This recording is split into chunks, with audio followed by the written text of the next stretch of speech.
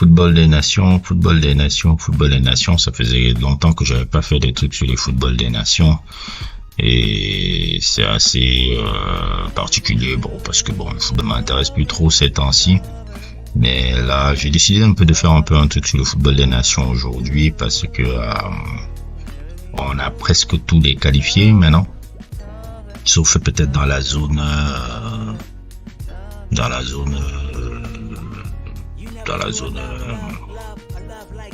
mais on a peut-être dans la zone Afrique encore. Mais comme je dis toujours, l'équipe de France là, l'équipe de France s'est qualifiée facilement pour ça, on va dire, ça fait 2010, 2014, 2018, 2022, 2026, ça, 4e Coupe du Monde consécutive, non, 2010, 2014, de sa 5e Coupe du Monde consécutive, hein. Depuis 2006, la France, en fait, la France ne rate pas de Coupe du Monde depuis 98, hein. Il y a une époque, c'était pas le cas, hein. Depuis 98, la France est tout le temps en Coupe du Monde. C'est pas nié, et en ces 25 ans, la France a été 4 fois en finale de Coupe du Monde. 4 fois en finale de Coupe du Monde, et en plus encore, on a l'air des champs, même si je l'aime pas. J'aime pas trop le coach qu'il a été, le truc qu'il a été. On va dire que ce mec-là, il a quand même des résultats qui parlent pour lui. On parle d'un gars qui est là depuis 2012, 13 ans. On va dire que 2014, ils ont été en quart de finale de la Coupe du Monde. 2016, ils ont gagné. Ils étaient en finale de l'Euro. 2018, ils ont gagné la Coupe du Monde. 2020, bon, là, c'est le vrai couac. Ils ont gagné, ils ont sorti en 8e. Là, c'est un couac. 2021, si je me trompe pas, ils avaient gagné la Ligue des Nations. 2022,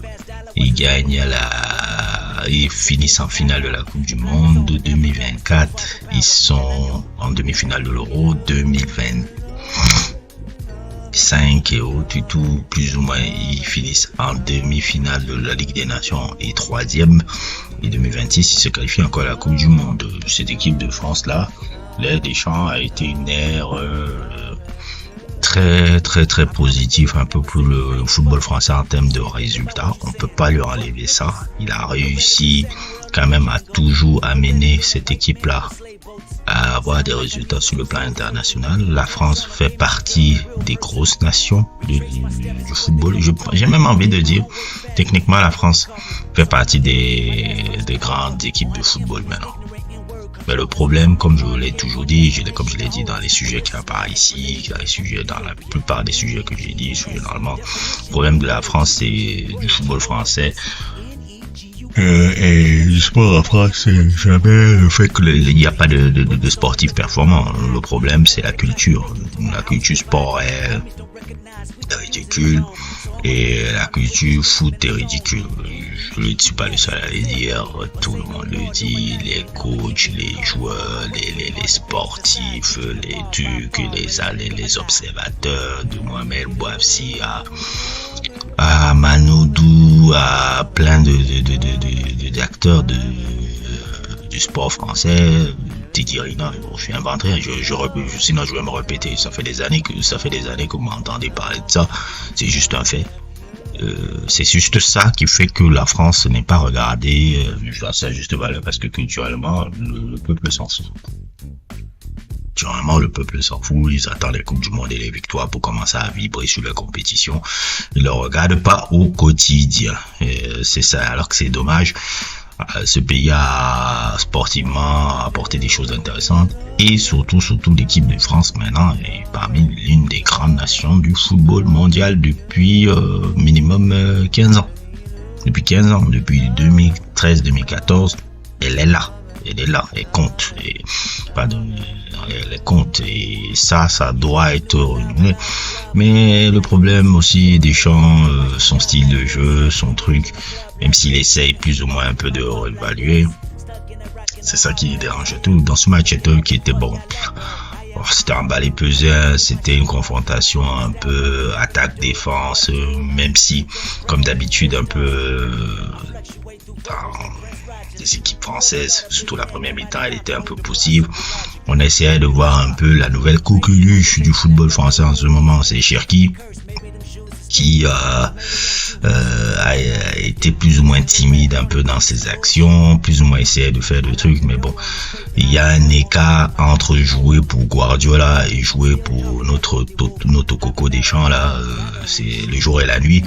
Et je pense que Cherki dans cette équipe de France, sauf blessure, ce sera pas vraiment un élément essentiel un peu de l'équipe. Il sera un super joker, comme le fut son entrée un peu contre l'Espagne. Je ne vois pas Deschamps construire son collectif. C'est Cherki, c'est nous-mêmes, c'est Mbappé. Pour un gars comme Mbappé, c'est un peu ce qu'il cherche en équipe de France, quelqu'un qui puisse lui envoyer des ballons, des trucs, tout, parce qu'en équipe de France, il est un peu complexe et je suis toujours convaincu, bon, c'est pas un joueur de l'axe, même s'il a marqué 2 buts aujourd'hui et qu'il a fait une passe décisive. Sur le plan des stats, on peut dire, oh ouais, il a ses stats, mais sur le jeu, ça peine un peu. L'impulsion qu'il a sur le jeu, ça peine un peu. Pour moi, je suis toujours convaincu que Mbappé, c'est un joueur de côté. Que ce soit côté droit ou côté gauche, c'est un joueur de côté. C'est pas un avant-centre. Et s'il n'a pas de gars qui lui fournit des bons ballons comme Arda Güler un peu au Real Madrid là, qu'il a, c'est compliqué. Cherki un peu, c'est un peu ça il cherchait un peu avec Cherki, mais ça va pas encore. Cherki encore truc. On va voir un peu les moments qu'il aura un peu avec Guardiola. Mais c'est compliqué, c'est vraiment compliqué encore pour lui dans ce système encore qui est très truc. Même Olysée, chaque fois il n'y a pas de séquence, et chacun fait un peu sa partition solo. Et c'est pour ça que la première mi-temps a été ce qu'elle a été un peu possible. Elle a été très possible. La deuxième mi-temps, ils ont essayé un peu de mettre du charbon. On a créé du truc. Mbappé a marqué sur penalty. Mbappé a marqué Olysée a marqué. Il a marqué un doublé. Et après encore ce truc qu'il a fait, ça fait 4-0. On a l'impression que c'était une balade, mais c'était pas vraiment balade, c'était poussif. C'était très très très poussif quand tu as regardé le match. Tu sens que c'était poussif, et là je me dis,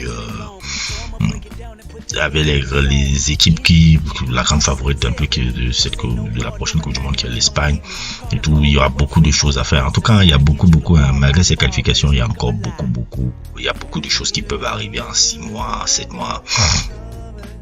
Il y a des joueurs qui sont blessés. Ousmane Dembélé, quel sera son apport un peu dans cette équipe de France quand il va revenir? J'ai l'impression qu'il paye un peu sa saison de l'année passée où il était en sur-régime un peu, et il a beaucoup de blessures. Désiré Doué, truc, il faudra regarder beaucoup sur les joueurs parisiens pour la prochaine Coupe du Monde, parce qu'il y a énorme, ils vont beaucoup payer un peu la Coupe du Monde des clubs là.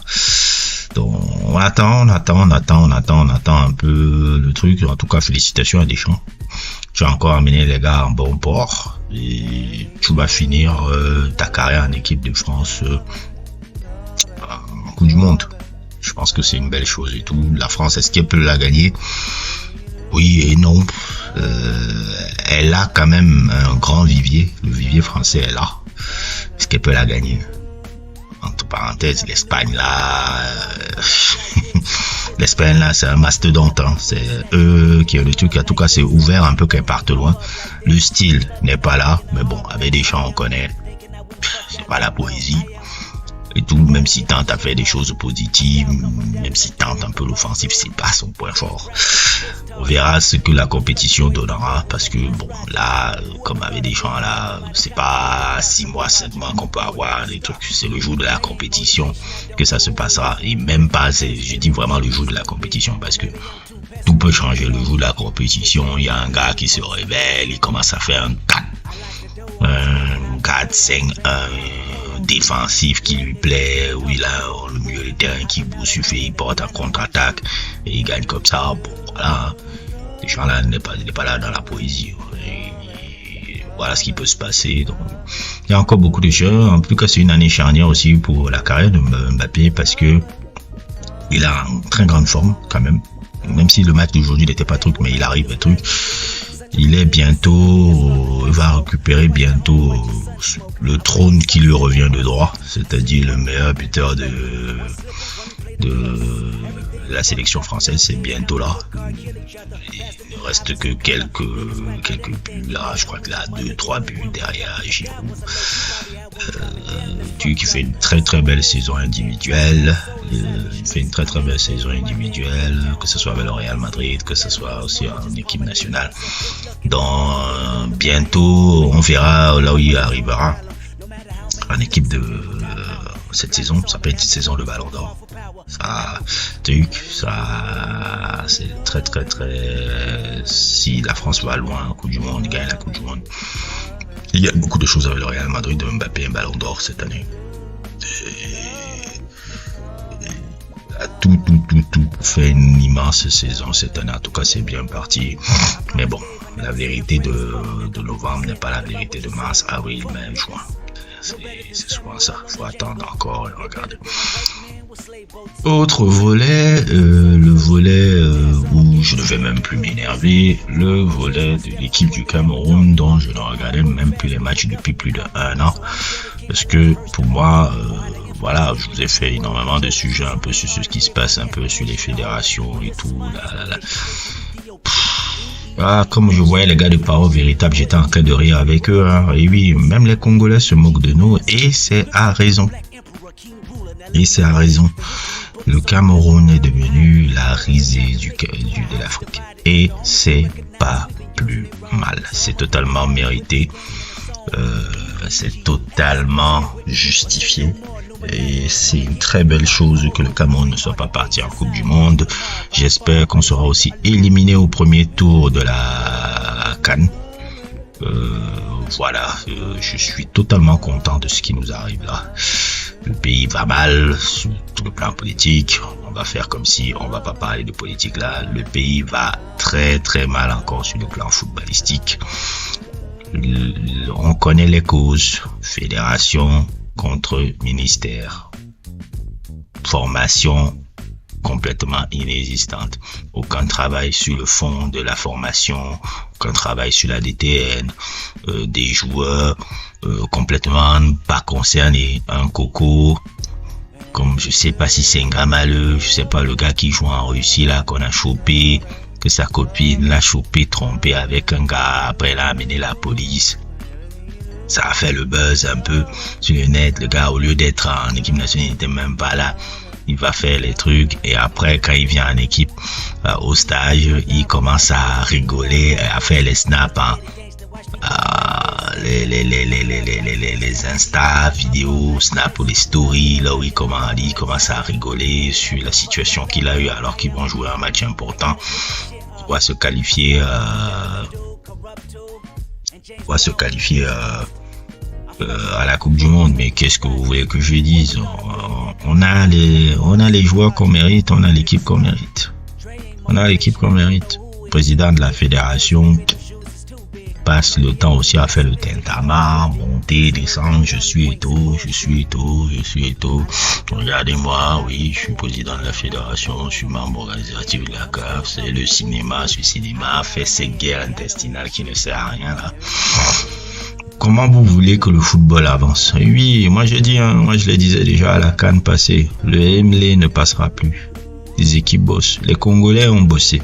C'est pour ça qu'ils sont là.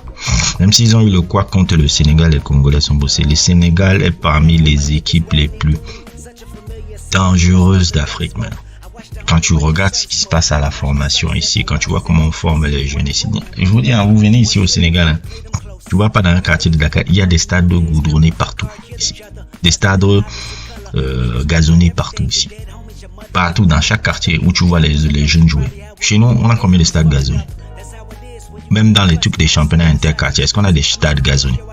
On n'a même pas de stades gazonnés pour les championnats interquartiers. Les mecs qui sont au tout là, des anciens, les joueurs internationaux là, et tout, qui reviennent dans leur quartier en jouant, soi-disant, ce qu'ils appellent la santé là. Parce que c'est un peu une expression au Cameroun, quand on dit on joue au foot, on fait la santé là. C'est une expression à la con là qu'on a là soir. On joue dans des trucs sable et autres et tout. Même les mecs les gars, les anciens joueurs là, vous pouvez même pas mettre l'argent sur les anciens stades de vos quartiers et autres, et dit que bon, je vais un peu goudronner ça, je vais me gazonner ça pour que le truc soit prêt. Non, on vient seulement, on vient faire le show, on arrive avec la grosse voiture comme Zambo Anguissa ou je ne sais pas qui là, et on commence à donner les petits 1000 francs aux gens pour faire on est pro quoi. Voilà, c'est ça le football. Le Sénégal, c'est pas la même mentalité. Hein. Les joueurs sénégalais, tu vois, les anciens joueurs investissent dans leurs anciens quartiers. Ils mettent là et autres et tout. Il y a des jeunes petits et autres qui me jouent. Je vais gazonner, je vais mettre un truc de gazon ici. Un truc, même dans le quartier où je suis là, tu descends là en bas là. Tu vois, un stade gazonné là, petit stade gazonné là où il y a un petit centre de formation là. De joueurs. Il y a le centre de formation de l'AS Sport là aussi là. Je crois que c'est l'AS Sport, le truc de Sacré-Cœur aussi qui est là. Ils sont tous en train de bosser. Et les joueurs sénégalais deviennent de plus en plus techniques. Plus en plus trucs. C'est pour ça que les équipes de jeunes gagnent. C'est pour ça que les trucs là gagnent. Et c'est là qu'ils sont peinards, hein. Les boys sont peinards. Ils vont aller tranquillement à la Coupe du Monde là. Moi je vois le Sénégal minimum quart de finale là. Minimum. Ils sont peinards les gars là. Et je ne parle même pas de l'équipe du Maroc. Qui est pour moi l'équipe là, c'est pas le Sénégal, mais qui est l'équipe là, la plus impressionnante un peu d'Afrique en ce moment là. Les équipes bossent, le Congo bosse, le Cap-Vert bosse, c'est pour ça qu'ils nous ont battus. Les équipes bossent, le Cap-Vert bosse, le Sénégal bosse, beaucoup d'équipes bossent. On bosse, même la Guinée là dont je vous avais parlé avec la Fiala, toutes les équipes bossent. Non, on ne bosse pas. Non, on fait là, on est le Cameroun, on va faire le Hemley. On va faire le Hemley, on ne fonde pas le foot sur le Hemley les gars. Je l'ai répété 100 000 fois. 100 000 fois. Et le football avance, les gens avancent. Vous n'avez pas vu sortir, on a 5 ans. Oui, dans temps ancien, on est en 2002. On est le continent des bêtises pareilles. Continent de quoi, frère? Continent de rien du tout. Et là, moi, je voulais même, quand j'ai vu les gars de Parole Véritable là, en train de rigoler, de trucs, je voulais même être avec eux, même j'étais en train de commenter, là, ils disent que gars, rigolez, les frères, vous avez raison. Quand je vois les Noirs, l'outil l'a éliminé, ça me dérangeait même pas. Je chantais avec eux. Je chantais avec eux. Moi, ça fait plus de 7 ans, 8 ans que moi, je ne crois plus au football camerounais. Je suis même pas triste, je suis même pas énervé, je suis pas dit, c'est logique. C'est super logique. C'est super logique, les gars. C'est super logique. Je veux pas faire le football, c'est pas le hasard. C'est pas le hasard. C'est pas le hasard. Le football, avoir le terrain, c'est comment on fait le truc. Vous ne pouvez pas avoir un ministère qui se bat avec la fédération, un coach dont on ne sait même pas d'où il sort, qui a un conflit avec le président de la fédération et tout sur même les compositions de match. On est dans un bordel, ça, non, c'est quoi? C'est le marché central? Et vous croyez qu'on va aller où avec ça? Puisque vous ne construisez jamais rien. Vous ne construisez jamais rien. Vous ne faites jamais rien. Vous ne faites jamais rien. Mais oui, que le Congo vous gagne. Moi, je souhaite même que les Congolais puissent partir à cette Coupe du Monde là. Hein. Franchement, ce serait beau un peu pour ce pays-là. C'est vrai que moi, je suis heureux pour eux là. Ce qui est arrivé un peu contre le match contre le Sénégal là, c'était un couac un peu qui m'énervait un peu là. Les gars là n'auraient jamais dû perdre ce match là bêtement là. C'est n'importe quoi. Mais le Congo doivent passer. Ils ont fait une belle CAN. Ils ont fait un beau truc. J'aimerais bien aussi les voir en Coupe du Monde. Ce serait bien aussi de les voir en Coupe du Monde. Oui, on ne sera pas là. Et oui, il faudra aussi faire un bilan aussi de notre président de la fédération. Qu'est-ce qui s'est passé depuis qu'il est là? Il faut aussi parler du chef président de la fédération. Quel est le bilan? Quel est le bilan dans ce truc? Il y a eu la CAN 2021-2022, on est parti en demi-finale. Il y a eu la Coupe du Monde un peu plus ou moins, pas de mauvaise Coupe du Monde, un peu 2022 qu'on a faite aussi. Après, la CAN médiocre qu'on a fait, et là, l'élimination de la Coupe du Monde. Une réflexion qu'il faut. Est-ce que vous faites même des réflexions? Est-ce qu'on fait même des réflexions? Il y a beaucoup de choses qui doivent changer dans le football camerounais. Mais bon, c'est la société camerounaise aussi qui doit changer. C'est la mentalité camerounaise qui doit changer. beaucoup de choses doivent changer. Mais je pense que toujours ce qui a été on appelle charnière un peu dans ce groupe de joueurs, c'est peut-être l'époque où on était à la CAN là, en 2021-2022 là. On n'aurait jamais dû changer le Conceição.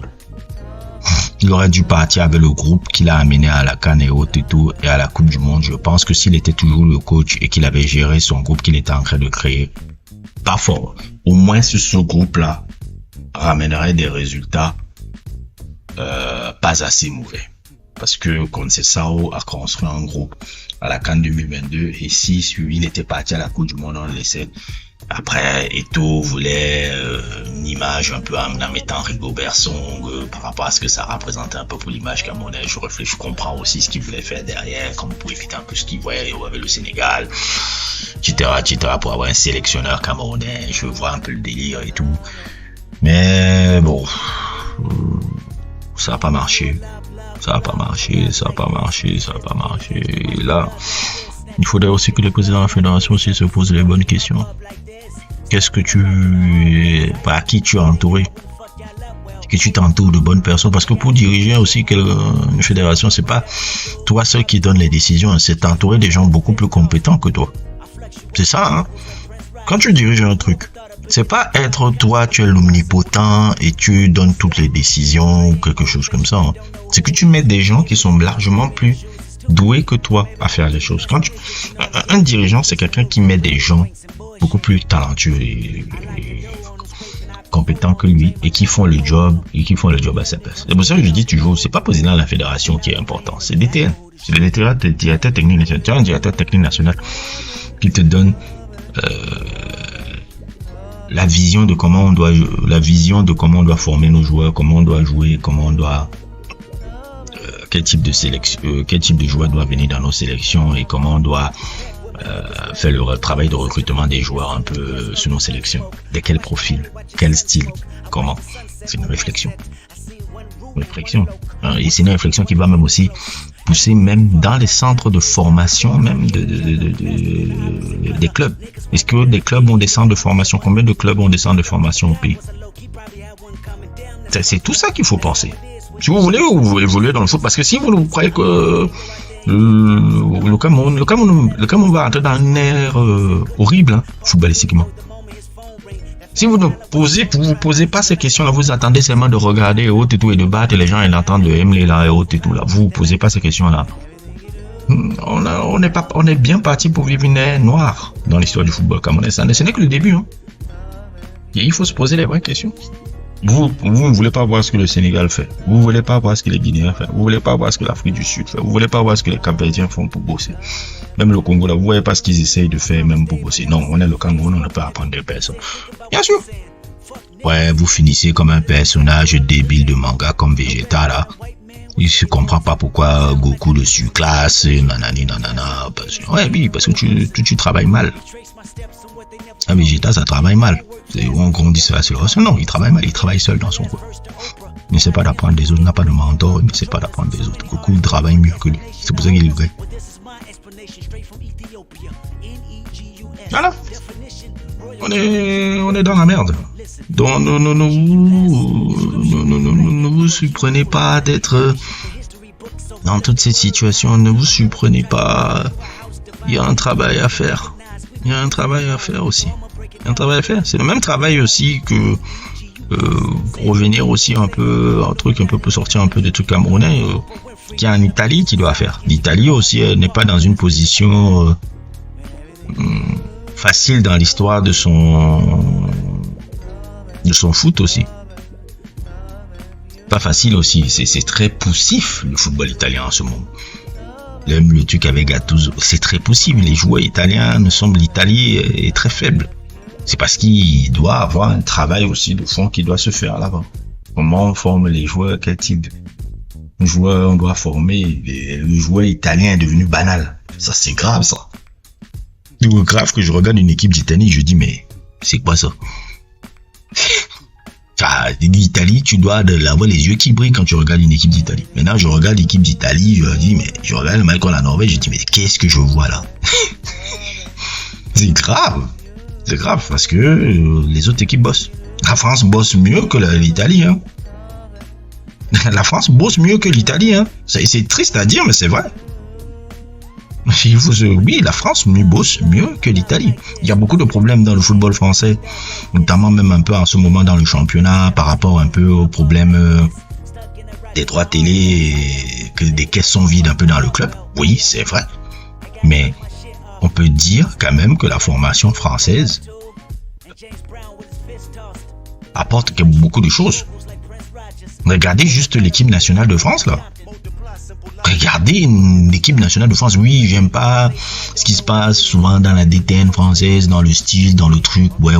Bon, ça c'est à emballer, c'est peser. Je le dis depuis, mais regardez quand même comment la formation française produit des joueurs.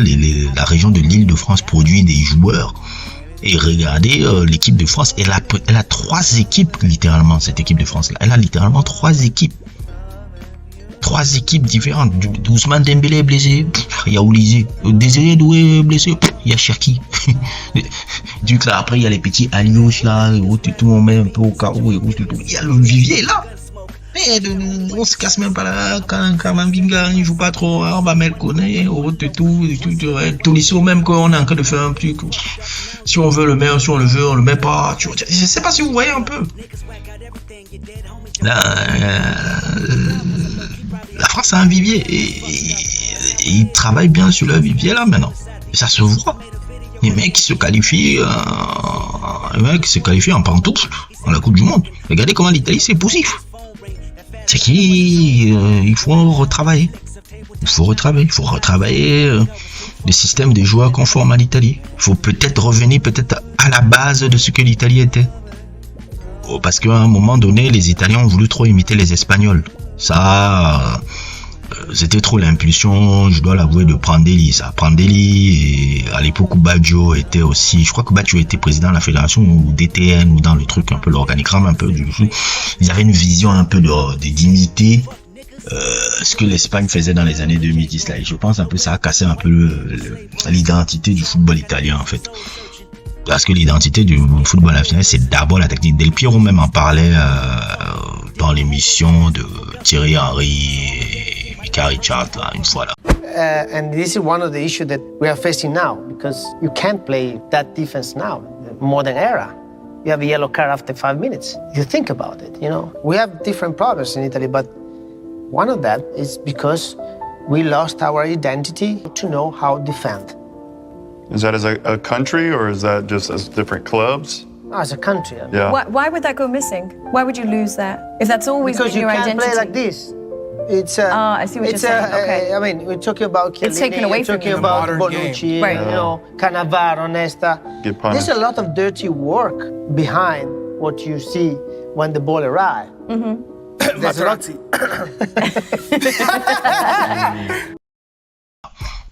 Que peut-être il faut revenir au style italien de base.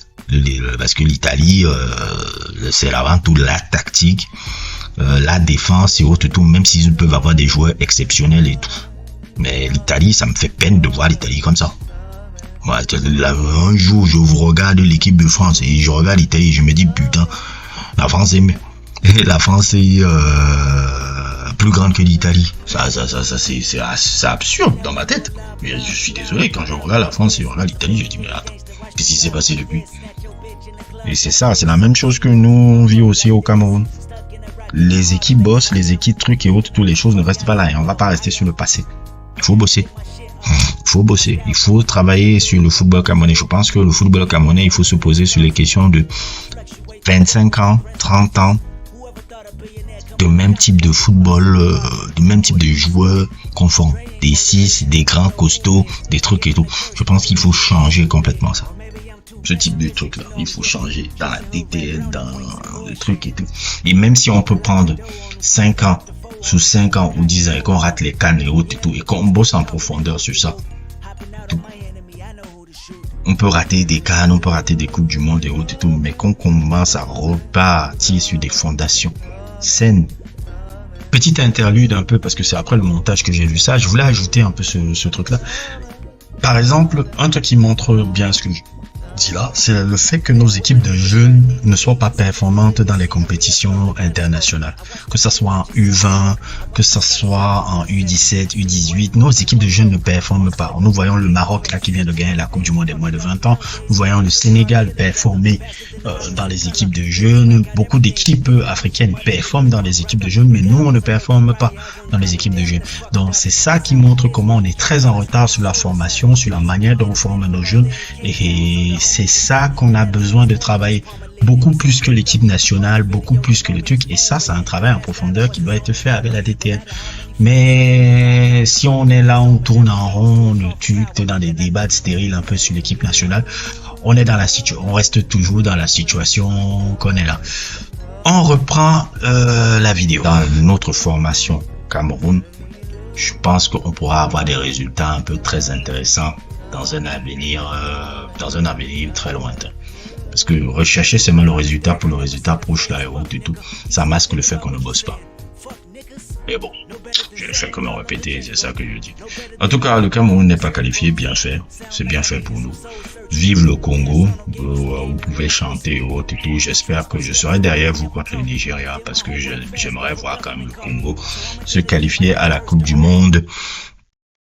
Dans cette Coupe du Monde, l'équipe africaine que je vais beaucoup plus supporter, il y a le Sénégal, mais il y a beaucoup plus le Cap-Vert que je vais supporter parce que j'aimais bien leur style un peu dans le truc. C'est un petit poussé que je supporterai énormément dans cette Coupe du Monde là.